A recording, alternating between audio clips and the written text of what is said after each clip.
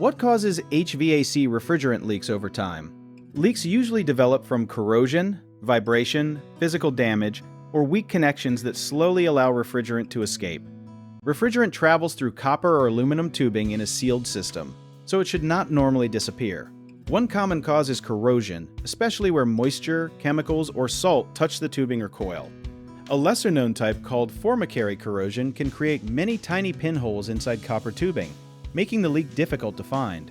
Vibration from the compressor or blower can also rub tubing against metal until it wears through. Loose service valves, poorly tightened flare fittings, and weak solder joints may leak because of an installation problem. Outdoor coils can be damaged by hail, lawn equipment, or animals, while indoor coils may corrode from dirty air and moisture.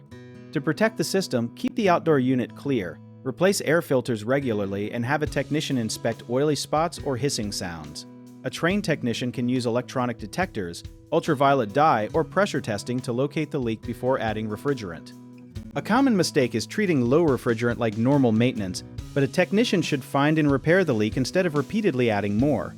Another mistake is assuming the largest leak is always the only leak, so ask for a complete inspection after repairs. People also overlook airflow problems because a dirty filter can cause freezing that looks like a refrigerant issue.